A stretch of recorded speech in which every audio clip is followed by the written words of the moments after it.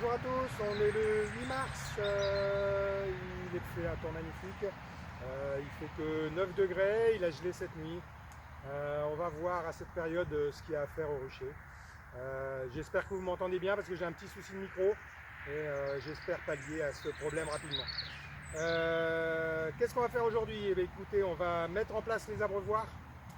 On va retirer les ruches qui sont mortes cet hiver pour les emmener au dépôt, les désinfecter, les nettoyer pour qu'elles puissent être remplies avec les ruchettes qu'on voit là d'ici 15 jours, 3 semaines. On va vérifier que les ruches ont suffisamment de candis parce que c'est une période critique.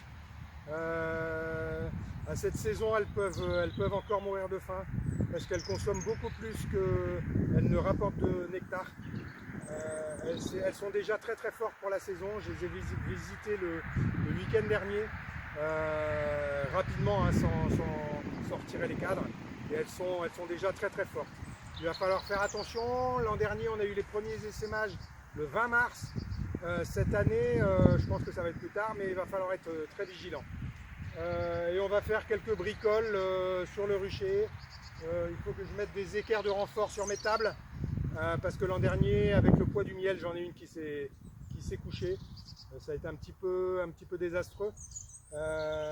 Donc voilà, moi je mets tout, comme vous pouvez voir, je mets tout sur table parce que j'ai des petits soucis de dos et c'est quand même vachement pratique d'avoir toutes les ruches à hauteur de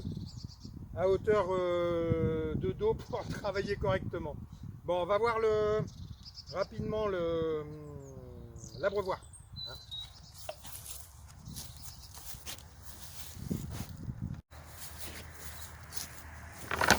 Bon, alors, l'abreuvoir. L'abreuvoir, c'est important l'abreuvoir. Pour la bonne et simple raison, c'est que ça donne des indications sur les mielés. Je vous expliquerai ça après. Et ça permet aussi aux abeilles d'avoir de l'eau propre. Parce qu'en plein été, elles vont chercher l'eau sur les feuilles de maïs, entre autres, qui sont sur la rosée du matin, qui sont imprégnées de pesticides. Et c'est pas forcément très bon. Donc autant leur donner une eau la plus propre possible. Alors pour les attirer au début, j'ai lu mettre un peu de gros sel dans l'eau, une goutte d'anis pour leur indiquer l'abreuvoir. Une fois qu'elles l'ont trouvé, elles viendront tout le temps. C'est sympa parce que vous verrez cet été, ça donne des super indications sur la mielée. Quand elles sont à l'abreuvoir, c'est qu'il n'y a pas de mielée. Quand elles quittent l'abreuvoir et que l'abreuvoir est vide, c'est que vous avez une mielée en cours. Parce qu'en fait, elles trouvent le nectar, elles trouvent l'eau dans le nectar et elles n'ont pas besoin d'eau à cette période-là de l'année. Et franchement, c'est des indications vraiment sympas. Et donc, je pense que c'est vraiment essentiel de mettre des abreuvoirs sur les ruches. Voilà. Alors oui, mettre des billes d'argile pour pas qu'elles se noient.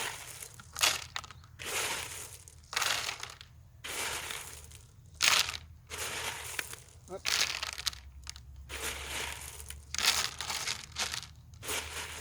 Et voilà, c'est tout bête.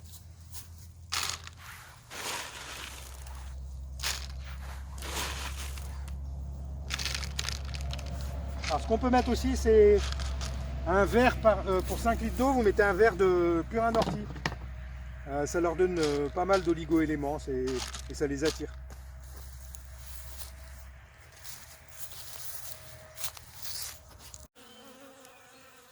Donc là, vous pouvez voir que les abreuvoirs sont quand même vraiment utiles et fréquentés même à notre époque. On est le 7 mars et pourtant il y a des flaques d'eau partout.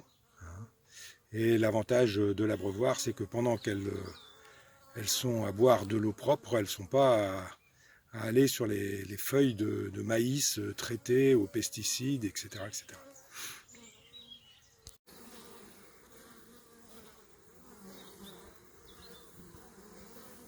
Et une belle activité. On les voit rentrer du pollen, beaucoup de pollen. Donc, ce qui veut dire que la reine est en ponte. Donc elle ramène des protéines pour alimenter les larves. Et le problème, c'est qu'à cette saison-ci, il y a peu de nectar. Donc heureusement, qu'on les nourrit. Parce que là, vous voyez une grosse consommation de sucre. Elles sont toutes à venir chercher de la nourriture dans le nourrisseur.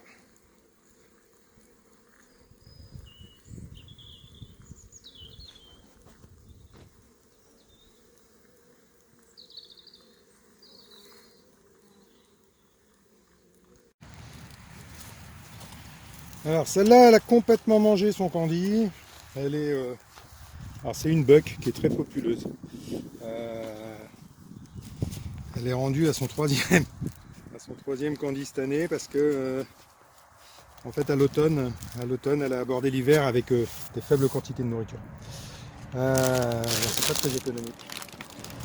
Alors comme vous voyez, quand je vous dis que elles sont déjà bien populeuses et déjà à l'étroit, c'est que regardez, elles commencent à construire dans le sac de candy.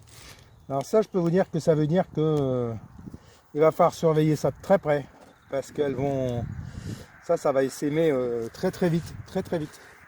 Hein. Donc à surveiller. Hop. Là. Alors. Bon, je pense que ça va faire de trop, hein, mais bon, c'est pas grave, je le récupérerai pour faire mes greffages de rennes, pour fermer mes cages à rennes. Donc ça, c'est pas un problème. Je préfère qu'elles aient trop que pas assez. Voilà. Alors, une chose que j'ai pas évoquée, c'est la mise en place des pièges pour frelons asiatiques. Ça y est, moi j'ai mis les miens. Bon, il y en a qui vont dire oui, c'est pas des pièges sélectifs, effectivement. Mais est-ce qu'il vaut pas mieux piéger 400 mouches ou 400 insectes, sachant qu'un nid de frelon en mange, je sais pas, moi peut-être 100 000, plus que ça même sur une saison.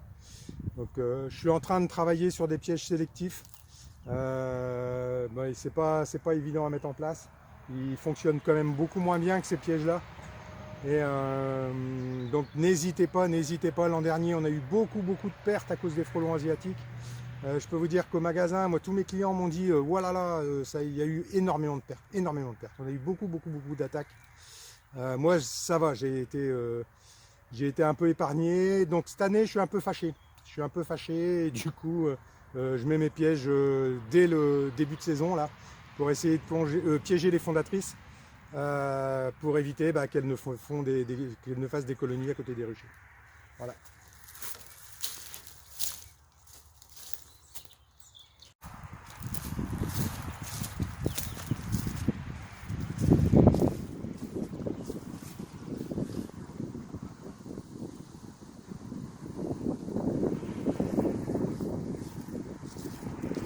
Là, j'emmène les ruches qui sont mortes cet hiver. On va les désinfecter et puis je vais les ramener pour mettre des ruchettes dedans d'ici 3 semaines comme vous voulez.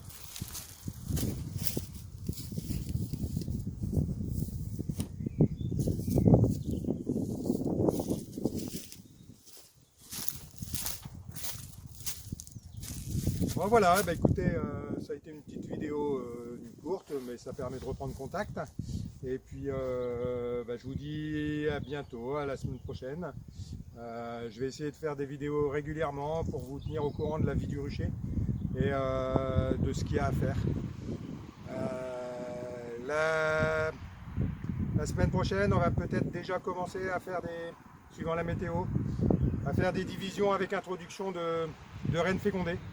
Je vais voir. Bon, je vous dis à la semaine prochaine. Au revoir.